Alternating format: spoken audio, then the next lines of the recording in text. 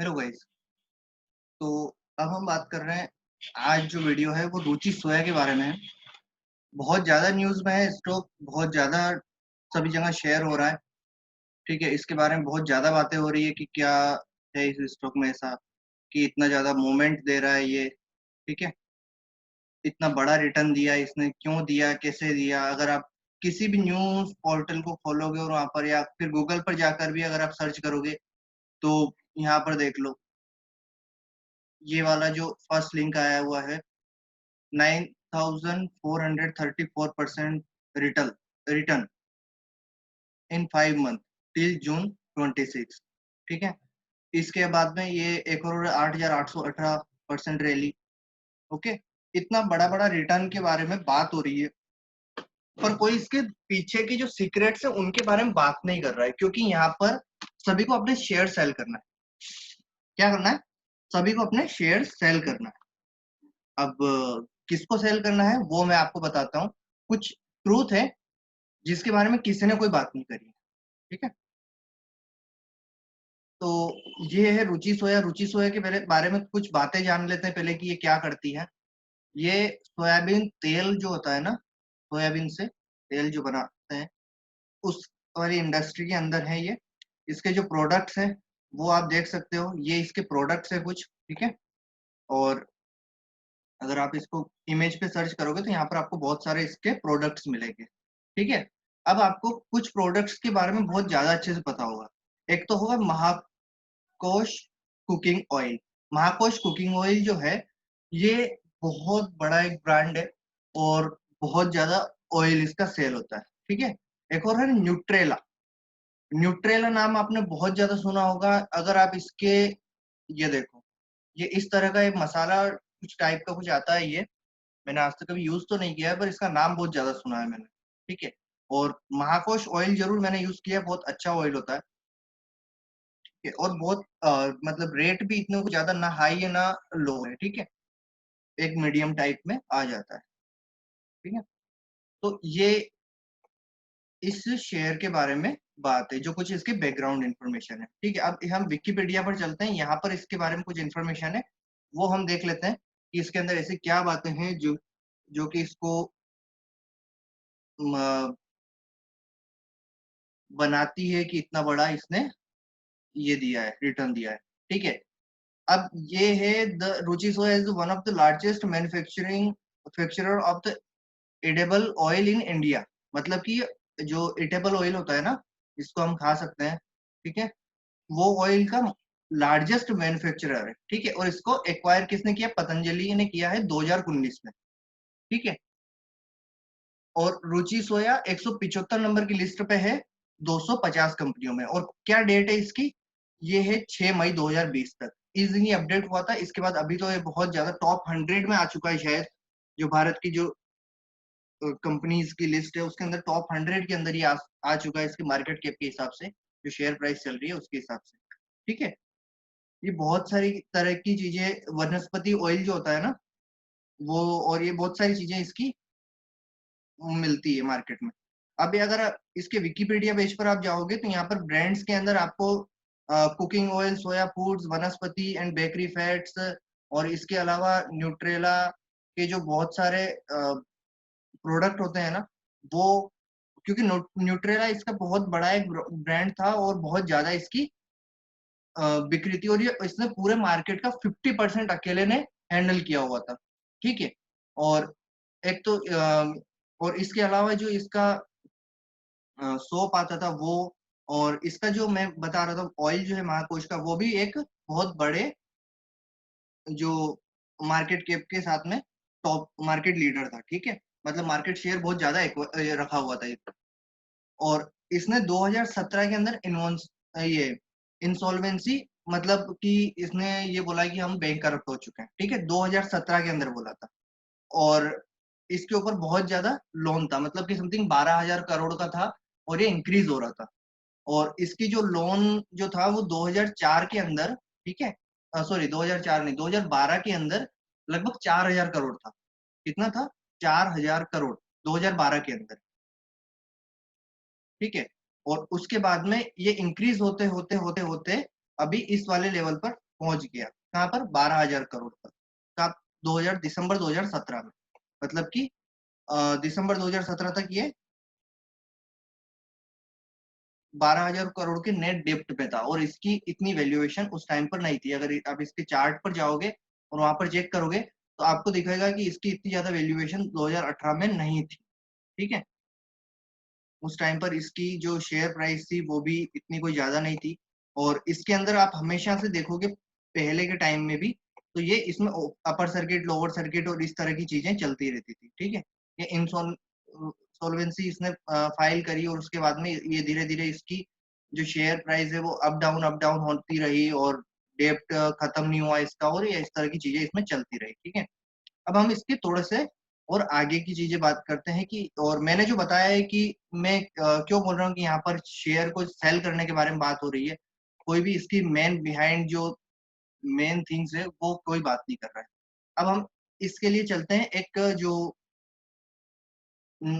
इसका है, ये जो नंबर ऑफ शेयर्स हैं और इसका जो पैटर्न है कि किसने क्या होल्डिंग रखी हुई है, और ये सब चीजों के बारे में। ठीक है,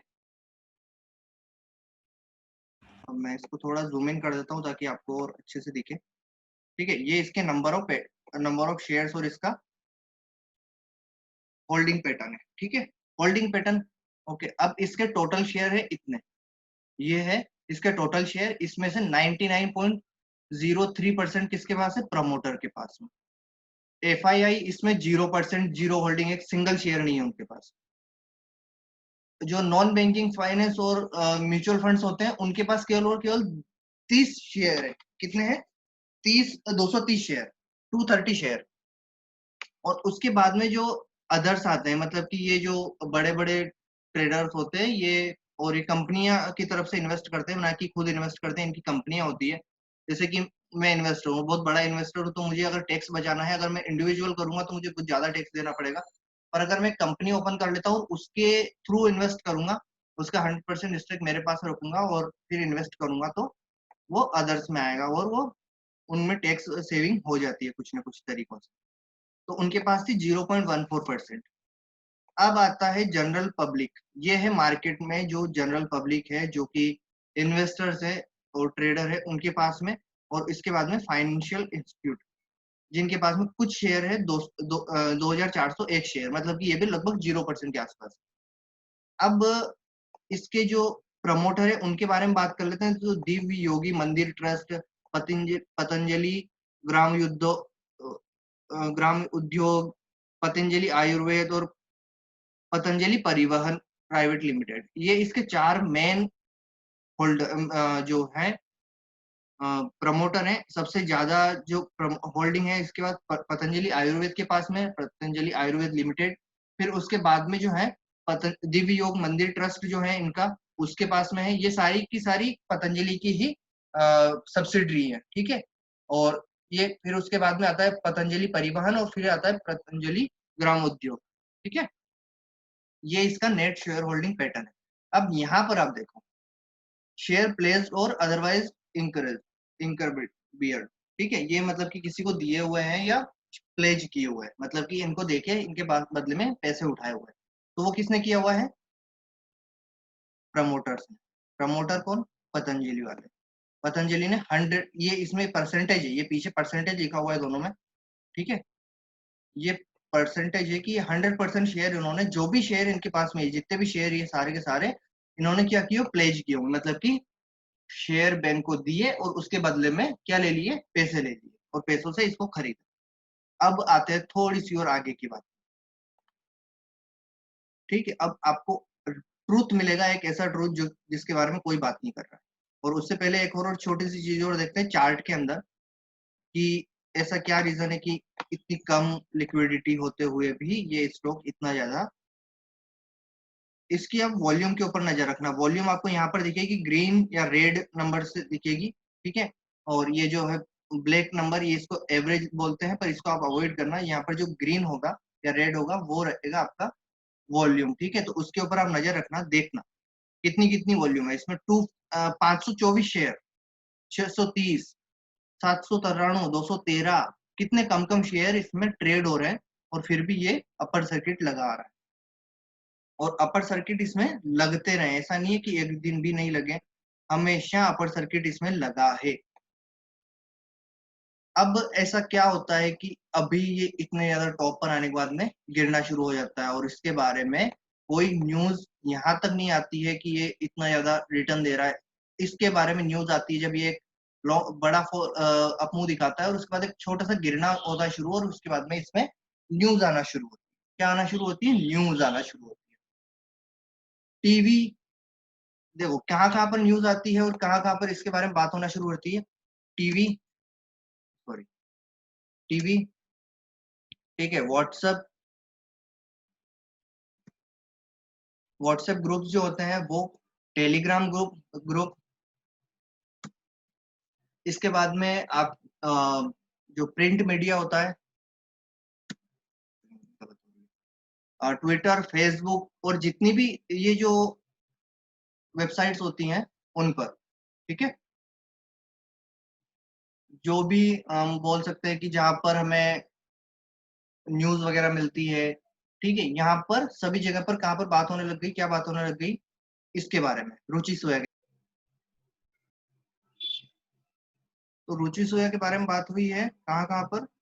प्रिंट मीडिया और जितने भी मीडिया ग्रुप्स होते हैं उन सब में। और उन सब में क्या होता है, अब यहाँ पर जो रियल बिहाइंड द सीन होता है, सीन क्या होता है बिहाइंड द, जो बैक स्टेज में जो चीज चलती है वो आपको दिखेगी यहाँ पर। कहाँ पर? इसके इस वाले सेक्शन के अंदर, ठीक है। अब इसकी इंसॉल्वेंसी जो होती है वो 2017 में फाइल होती है, दिसंबर 2017, मतलब सॉरी दिसंबर, हाँ दिसंबर 2017, मतलब कि 18 की शुरुआत में या 17 की एंड में, उस टाइम पर इसमें केस शुरू होता है, केस चलना शुरू होता है। और यहाँ पर जो शेयर्स होते हैं वो सारे के सारे सेल कर देते हैं। कौन बाय कर लेता है? इसको प्रमोटर को बाय करना पड़ता है। और यही चीज होती है, प्रमोटर सारे शेयर बाय करते हैं, इनके जैसे तैसे जो भी पैसा उनके पास होता है, और जो भी करके कुछ भी करके इसके सारे शेयर्स बाय कर लेते हैं। और जो भी इनकी प्रोसेस होती है वो खत्म होती है। उसके बाद में क्या होता है कि एक टाइम ऐसा आता है कि जब ये एक मतलब कि डीलिस्ट हो जाता है, मतलब कि फोर्सफुली इसको डीलिस्ट कर दिया जाता है, इसमें ट्रेडिंग नहीं होगी। पर उसके बाद में भी क्या होता है कि ऐसी कुछ वेबसाइट्स होती है जो ट्रेडिंग करवाती है, शेयर आप ट्रांसफर कर सकते हैं वहां पर, और वहां पर इसके अंदर ट्रेडिंग चल रही होती है। वहां पर इसके शेयर्स में हेरा फेरी चल रही होती है, कोई बाय कर रहा है, कोई सेल कर रहा है, ये इस तरह से चीजें चलती रहती है, ठीक है। और जिन जिनको बाय करना था उन्होंने कर लिया और सारे शेयर्स जो थे वो बाय कर चुके थे। अब आता है मेन खेल। अब ये होता है वापस, इसको बाय कौन करता है? पतंजलि बाय करता है। कब बाय करता है? इसमें आपको डेट लिखी हुई होगी, नहीं है, पर ये पतंजलि इसको एक्वायर करता है कब? 2019 में, ठीक है। 2019 के एंड के टाइम पर इसको एक्वायर करता है, इसको बाय करता है।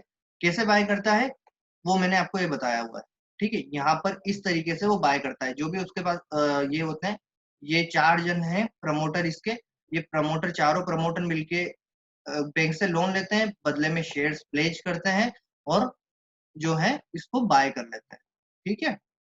ये बाय हुई। अब बाय होने के बाद में सबसे बड़ा खेल होता है कि इसके अंदर अपर सर्किट लगना शुरू होता है। क्यों? क्योंकि पतंजलि एक तो लिस्टेड कंपनी नहीं है, और सेकंड थिंग ये है कि पतंजलि के अंदर हर कोई इन्वेस्ट करना चाहता है, पर उनके पास में कोई जरिया नहीं, और खास करके रिटेल ट्रेडर। अब इसकी प्राइस मिलती है रिटेल ट्रेडर को 16 रुपए पर। यहाँ पर कुछ बाइंग होती है, कुछ शेयर बाय होते हैं लगभग 6500 के समथिंग, और कोई 6500 शेयर सेल भी कर देता है, कोई सेल करता है, कोई बाय करता है, और इस तरीके से इसमें यहाँ पर ट्रेडिंग स्टार्ट होती है। ये वापस लिस्ट हो जाता है और यहाँ पर ट्रेडिंग स्टार्ट होती है। इसमें अपमूव आना शुरू होता है। ये कोई न्यूज नहीं आती इसकी, बस इतनी न्यूज आती है कि इसके अंदर पतंजलि ने बाय किया हुआ है इसको, ठीक है, पतंजलि ने इसको एक्वायर किया। न्यूज आना शुरू होती है, ये स्टॉक 16 रुपए से भागते हुए भागते भागते भागते भागते 700 रुपए के आसपास चला जाता है, ठीक है। और वहां से फिर वापस एक फॉल दिखाता है, कुछ कितने पॉइंट का, अच्छे खासा पॉइंट, लगभग 100 पॉइंट की समथिंग इसका फॉल आता है। और फिर अगेन मार्केट में न्यूज आना शुरू होती है, इतने परसेंट रिटर्न, कितने परसेंट, बहुत ज्यादा परसेंट, कोई बोल रहा है कोई 3000%, कोई 2000%, कोई 1000%, कुछ भी, मतलब कि न्यूज आना शुरू हो जाती है। और कब आना शुरू होती है? इस वाले एरिया के टाइम पर, जब ये फॉल आता है तब इस वाले एरिया के अंदर, क्योंकि यहाँ से यहाँ तक तो ये चला जाता है स्टॉक पर, और लोग लेके चले जाते हैं इसको। पर अब यहाँ पर क्या होता है कि उनका जो प्रॉफिट था वो उनको बुक करना है, किसको बुक करना है वो भी मैं बताऊंगा। यहाँ पर लेके चला जाता है और यहाँ से थोड़ा सा टाइम पास, ये टाइम पास होता है यहाँ पर, और फिर न्यूज आती है और ये स्टॉक ऊपर भागना शुरू करता है, ऊपर भागना शुरू करता है और बहुत अच्छे से भागता है। ऐसा नहीं है कि रुक जाता है या थोड़ा सा टाइम पास करता है, बहुत सेम स्पीड 5% का अपर सर्किट लेते हुए चलता रहता है, चलता रहता है, चलता रहता है, चलता रहता है और बढ़ता ही रहता है, रुकता नहीं है। सबसे बड़ी बात तो क्या होता है, रुकता नहीं है और ये चलता रहता है। अब आपको एक छोटी सी चीज देखना होगी, जब इसमें अपर सर्किट पहली बार लगा था या लोअर सर्किट जो भी लगा था, यहाँ पर जब ये इसमें ट्रेडिंग स्टार्ट हुई थी, तो उसके बाद में यहाँ पर आप छोटी सी चीज देखो, इसके यहाँ पर वॉल्यूम क्या थी, कुछ भी नहीं, बिल्कुल एकदम 5,000, 2,000, 3,000, 200, 500, 700, 800, 1,000, बस ये वॉल्यूम थी इसकी। फिर उसके बाद में एक अचानक से एक फॉल आता है जिसमें वॉल्यूम होती है लगभग 1,34,000। ठीक है, फिर उसके बाद में फिर से वही लोअर सर्किट लगने लग जाता है और कुछ भी वॉल्यूम नहीं होती। अब यहाँ पर फिर से एक अगेन खेल शुरू होता है न्यूज का, और यहाँ पर वॉल्यूम इंक्रीज होती है, वॉल्यूम इंक्रीज होती है, शेयर भी इंक्रीज होता है और यहाँ पर ट्रेडिंग स्टार्ट हो जाती है। अब सबसे बड़ा खेल क्या पता है, ये जो प्रमोटर है ना, ये चारों, ये अपने शेयर सेल नहीं कर सकते, नो सेलिंग, एक सिंगल शेयर सेल नहीं कर सकते, एक शेयर सेल नहीं कर सकते। रीजन है दो, दो रीजन है, एक है सेबी और एक है बैंक।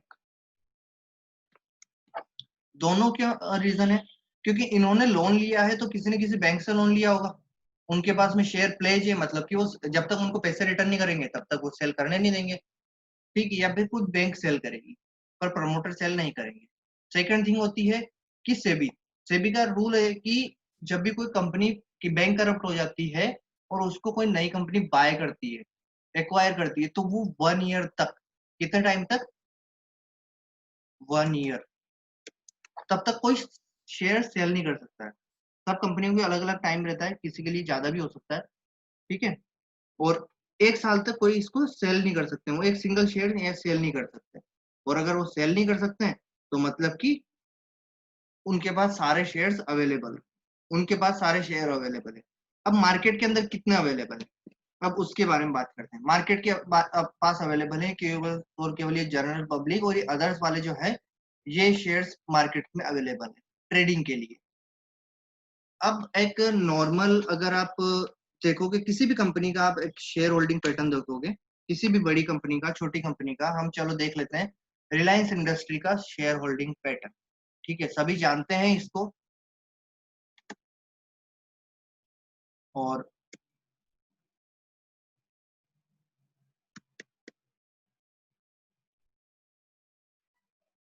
ठीक है, शेयर होल्डिंग्स पर आप जाओगे तो यहाँ पर आपको दिखेगी कि किसके पास कितने शेयर्स हैं। जो प्रमोटर है उनके पास 49% शेयर है। ओके, और बाकी सारे एफआईआई के पास आप देखो 24% है, म्यूचुअल फंड्स के पास 5.5% है, और सेंट्रल गवर्नमेंट के पास में है 0.2%, अदर्स के पास में 0.26%, जनरल पब्लिक के पास 8% है, और जो फाइनेंशियल इंस्टीट्यूट होते हैं उनके पास में 7.95% है, और जीडीआर जो इसका ट्रेड होता है उसमें 2.28% शेयर्स होते हैं। ठीक है, ये इसका शेयर होल्डिंग पैटर्न है। तब इसमें जाके लिक्विडिटी है, इसमें लोअर सर्किट और अपर सर्किट लगना बहुत ज्यादा मुश्किल होता है। क्यों?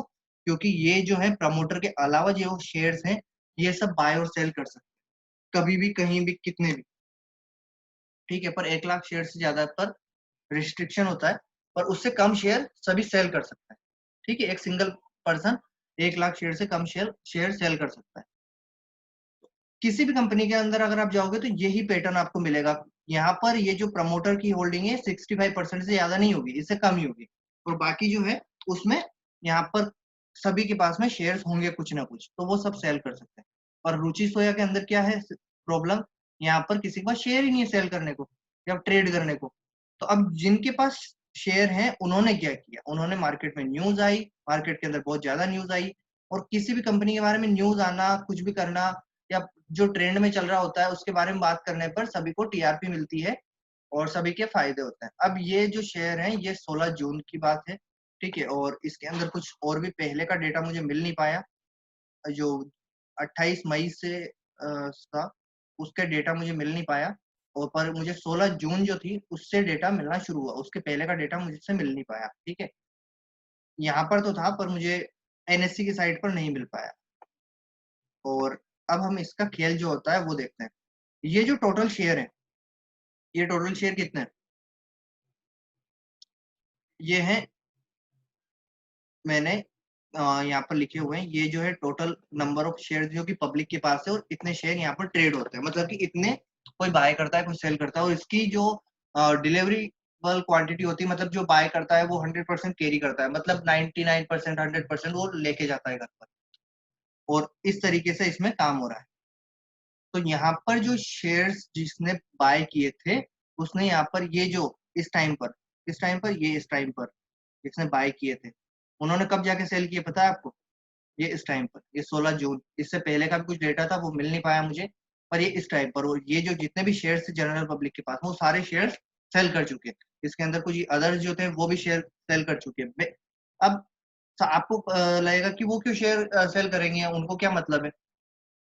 उनको क्या मतलब है, जब इतना अच्छा रिटर्न दे रहा है कोई स्टॉक, इतना अच्छा भाग रहा है, तो वो शेयर क्यों सेल करेंगे?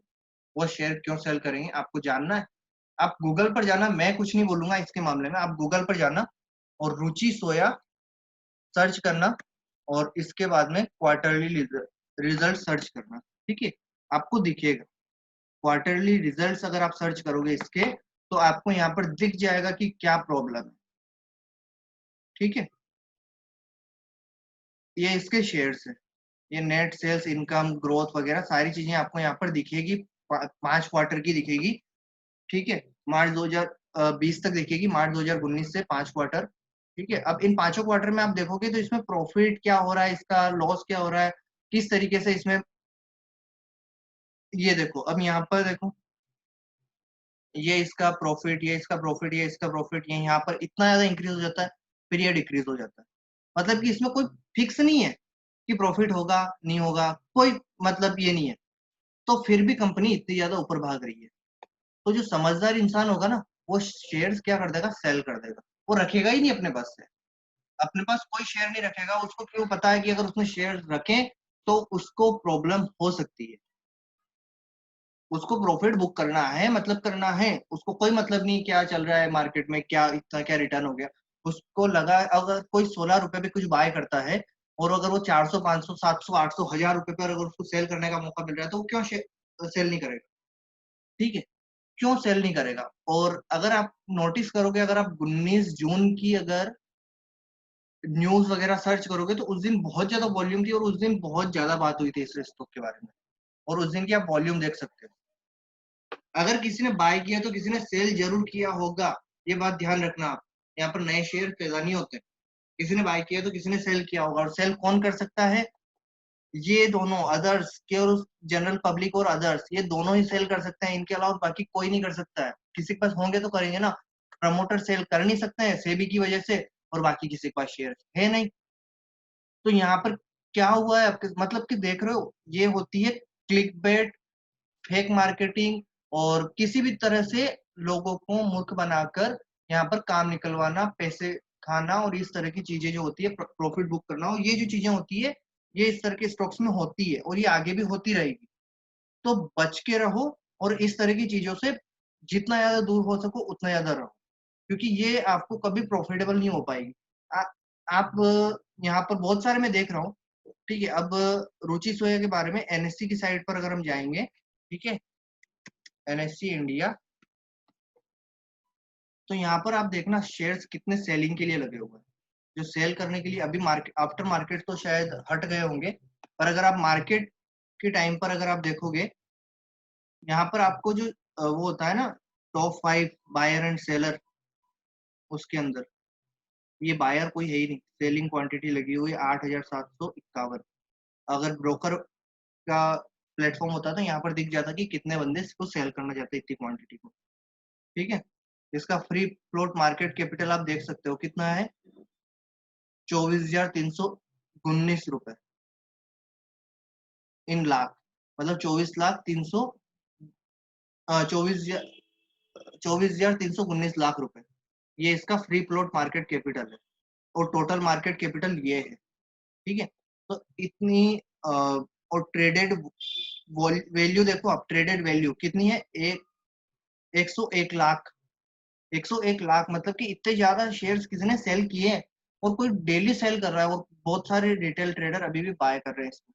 कब तक बाय करेंगे, कोई लिमिट नहीं है, बाय करते रहेंगे, बाय करते रहेंगे। क्यों करते रहेंगे, क्योंकि सबको ये लगता है कि शेयर पतंजलि ने बाय किया हुआ है, ये कंपनी पतंजलि ने बाय करी है, तो ये ऊपर जाएगा। ऐसा जरूरी नहीं होता है, पतंजलि कोई भगवान नहीं है।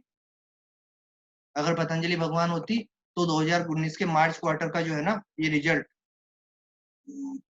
प्रॉफिटेबल होता।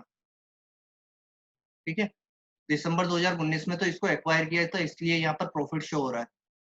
ठीक है, पर उसके बाद में क्या हुआ, मार्च 2020 में, मार्च 2020 में क्या हुआ, नहीं बात करेगा कोई।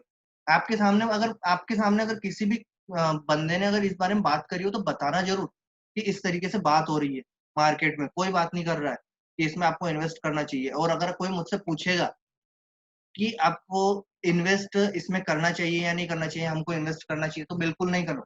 इससे तो अच्छा आप यस बैंक में जाके इन्वेस्ट कर दो, कम से कम कंपनी बची हुई है, कोशिश कर रही है। इससे अच्छा आप किसी आइडिया वोडाफोन में कर दो, वो भी बची हुई है, वो भी चल रही है, वो भी कुछ सरवाइव कर रही, कोशिश कर रही है। ठीक है, उनके अंदर इन्वेस्टर आए तो वो सक्सेसफुल हो जाएगी, नहीं आए तो कोई प्रॉब्लम नहीं, पर वहां पर कम से कम इस तरह की हेरा फेरी तो नहीं है, आपके साथ धोखा तो नहीं हो रहा है।